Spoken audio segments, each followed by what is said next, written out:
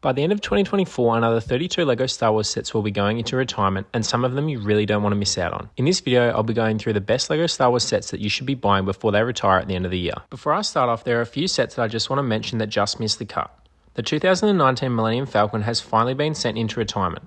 Design-wise, it's a great set and looks amazing on display, but because this set has already been out for so long, and with the new Dark Millennium Falcon rumoured to be releasing, I just feel like if people wanted this set, they would have gotten it by now. The AT-AT is in a similar spot, with the iconic vehicle now being on shelves for 4 years, and I'm sure it won't be the last time an AT-AT is released. So if you're undecided about getting this set, I believe there's better places to spend your money. And lastly, the Fang Fighter vs TIE Interceptor. I've said this before on this channel, if this set only came with the TIE Interceptor, it would absolutely be on this list. But with that sort of price point at $100, the Fang Fighter part of this set for me personally just isn't worth it. Now of course, in an ideal world, a LEGO fan would love to buy every LEGO Star Wars set they want before it retires. But for most of us, that just isn't the case. And even sets in this video I'm about to discuss, you probably aren't able to buy all of these either. But this video just gives you an insight into some of the sets you may be interested in. The first set, in no particular order, is the Republic E-Wing vs Shin Hades Starfighter. With the popularity of the recent Ahsoka series, LEGO fans have been eager to collect all the sets from the series, and this is definitely one of them. With this set, you get 2 quality builds in the starships,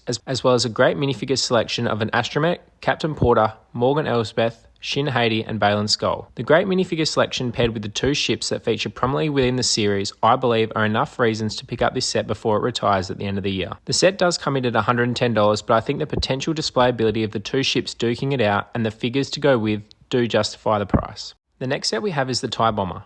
Now while this set doesn't blow you out of the water with its crazy size or wild minifigure lineup, this set is just designed so perfectly, with the targeting sensors on the bottom as well as the printed window piece on the front of the cockpit. The simplicity really takes it to a new level. Not to mention it's the first time we've seen a TIE Bomber since 2003, so it's a great opportunity to pick it up for only $65. You also get a Gonk Droid, TIE Pilot, Darth Vader and a unique Vice Admiral Sloane, which will likely never appear in a LEGO set again. Next on this list is the 501st Specialist Battle Pack. If you're not a fan of buying LEGO sets purely for the minifigures, then maybe skip ahead a bit, but for those who are, this is definitely a set worth getting at least one of. The set includes 2 Heavy Troopers, 1 Specialist and 1 Officer, all of which would have been perfect minifigures if the Officer had come with a cloth waist cape. With the massive divide amongst the LEGO Star Wars community about the helmet holes, it doesn't matter with this set, because all the minifigures utilise the holes, which helps make these clones look even better.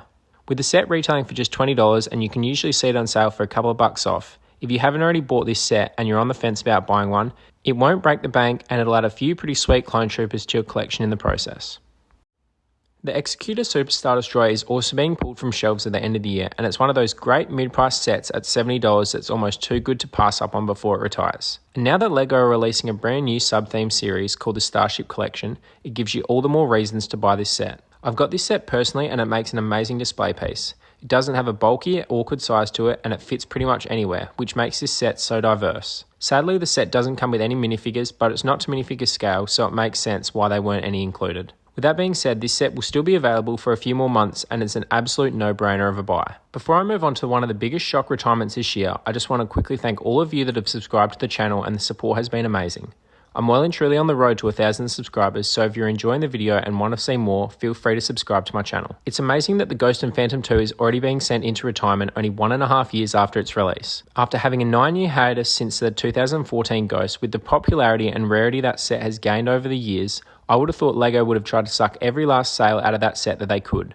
But that isn't going to be the case with the set retiring at the end of the year. The set does price towards the higher end at $160, but for the design and the building experience you get is terrific. It also looks amazing when displayed on a stand and makes it look so much more of a statement piece. The minifigures certainly aren't amazing, with Officer Hawkins, Lieutenant Beta, Jason Syndulla and the most notable being Hera Syndulla and Chopper. I feel like once this set goes into retirement, it's going to be just as hard to buy on the second-hand market as the original one was. Thankfully, there's still plenty of time to buy this set for yourself before it retires. The second last set on this list is going to be the Emperor's Throne Room, another set that is going to be retiring rather early with its release in May of 2013. This set is personally one of my favourites in recent time. The design elements that were incorporated with the brick-built archway gives the set some much-needed height. The way the throne has been elevated a few steps up adds to the authority of the throne itself. This set certainly isn't a cheap one, coming in at $100, but with how good it looks when on display, it certainly makes up for it. And being able to position Luke Skywalker, Darth Vader, and Emperor Palpatine reenacting the scene gives this set so much depth and makes it look so professional. And finally, the biggest and probably best set on this list is the Master Builder Series Mos Eisley Cantina. This set is an absolute monster, coming in with 3,187 pieces and retailing for a whopping $400. But there's a reason this set is how much it is. Coming in with a total of 21 minifigures, not including the massive dewback, this set flawlessly recreates the iconic Mos Eisley Cantina from A New Hope and also includes a small Jawa shop side build. 4 years since its release, the time to buy this set is definitely coming to an end,